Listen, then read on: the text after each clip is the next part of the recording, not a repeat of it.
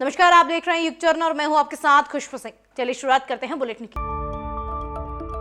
पाकिस्तान की जेल में बंद पूर्व प्रधानमंत्री इमरान खान ने कहा कि आर्टिकल 370 पर भारत के सुप्रीम कोर्ट के फैसले से कश्मीर मामला और उलझ जाएगा।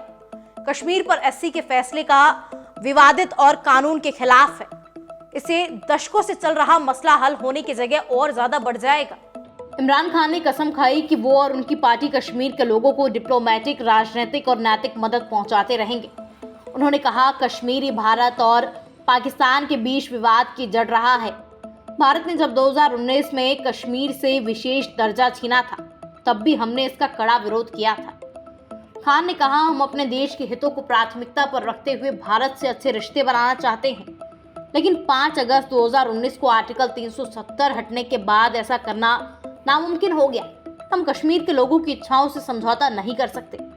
वहीं आर्टिकल 370 पर सुप्रीम कोर्ट के फैसले को लेकर मंगलवार को चीन का भी बयान सामने आया। चीन के विदेश मंत्रालय की प्रवक्ता माओ निंग ने कहा, यह भारत और पाकिस्तान के बीच लंबे समय से विवाद चल रहा है। इसे शांतिपूर्ण तरीके से यूएनएससी के प्रस्तावों के तहत सुलझाना जरूरी है। चीन ने कहा, दोनों पक्षों के बीच की बातचीत और चर्चा के जरिए मसले को सुलझाना चाहिए ताकि क्षेत्र में शांति बनी रहे। संसद के शीतकालीन सत्र के 7वें दिन गृह मंत्री अमित शाह ने मानसून सत्र में पेश किए तीनों क्रिमिनल बिल वापस ले लिए। इनकी जगह कुछ सुधार के साथ तीनों नए विधेयक और फिर लोकसभा में पेश किया गया।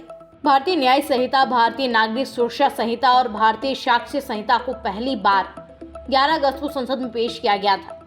बाद में इन बिलों को संसदीय पैनल के पास भेजा गया। शाह ने कहा कि संसदीय पैनल ने विधेयकों में सुधार की सिफारिश की थी। सरकार ने संशोधन लाने के बजाय बदलावों को शामिल करते हुए नए विधेयक को लाने का फैसला किया। ये नए बिल भारतीय न्याय संहिता, भारतीय नागरिक सुरक्षा संहिता और भारतीय साक्ष्य संहिता है। इनमें सरकार ने अननेचुरल सेक्स और एडल्ट्री को अपराध नहीं माना। वहीं मॉब लिंचिंग से मौत की सजा बरकरार रखी है।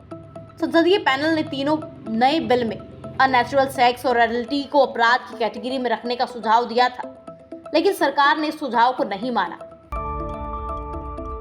आज के दिन 2001 में संसद पर हमला हुआ था और दोपहर बाद लोकसभा के अंदर से जो लाइव तस्वीरें देश ने देखी वो डराने वाली है। छरहरे बदन वाला एक शख्स हाथ में कागज जैसी कोई चीज लेकर लोकसभा में कूद पड़ा। वो सदन की बेंच पर कूदने लगे और इस दौरान सदन में पीली गैस फैलने लगी। पूरे सदन में अफरा तफरी का माहौल था। इसे देख स्पीकर ने सदन की कार्यवाही को दोपहर 2 बजे तक के लिए स्थगित कर दिया गया था। इसके बाद सांसदों ने उसे पकड़ लिया और कुछ देर उसकी पिटाई की और उसके बाद उसे सुरक्षा कर्मियों को सौंप दिया गया। इससे पहले पुरानी संसद की इमारत में 13 दिसंबर 2001 को 5 आतंकियों ने हमला किया था। इसमें दिल्ली पुलिस के 5 जवान समेत 9 लोगों की मौत हुई थी। बताया जा रहा है कि जो 2 लोग कार्यवाही के दौरान घुसे उनमें एक का नाम सागर है। दोनों सांसद के नाम पर लोकसभा विजिटर पास आए थे। सदन के अंदर 2 लोगों ने धुआं छोड़ा। संसद पर आतंकी हमले की 22वीं बरसी पर सदन में उस वक्त अफरा तफरी मच गई जब दर्शक दीर्घा से 2 युवक अचानक नीचे कूद गए। उस समय लोकसभा में बीजेपी सांसद खगेन मुर्मू अपनी बात रख रहे थे। युवकों ने जूते में कुछ स्प्रे छिपा रखा था। सदन में उस समय मौजूद सांसदों ने बताया कि संसद चल रही थी। अचानक 2 शख्स गैलरी से कूद पड़े। पहले वो आगे वाली गैलरी से लटकते रहे, फिर एक के पीछे दूसरा कूद पड़ा। इसके बाद उन्होंने बेंच के ऊपर दौड़ना शुरू कर दिया। शिवसेना सांसद अरविंद सावंत ने बताया कि एक बीच में आ गया था, फिर उसने जूते उतार लिए। वो सोच रहा था किधर भागूं, तब तक सांसद आ गए और उसे पकड़ लिया। दूसरे को भी पकड़ लिया गया। उसके बाद अचानक गैस आनी शुरू हो गई। उसके जूते भी कहाँ गए ये मालूम नहीं था। येलो कलर की गैस थी। उस समय लोकसभा में अफरा तफरी मच गई, काफी शोर शराबा हुआ। इसके बाद लोकसभा की कार्यवाही को स्थगित कर दिया गया।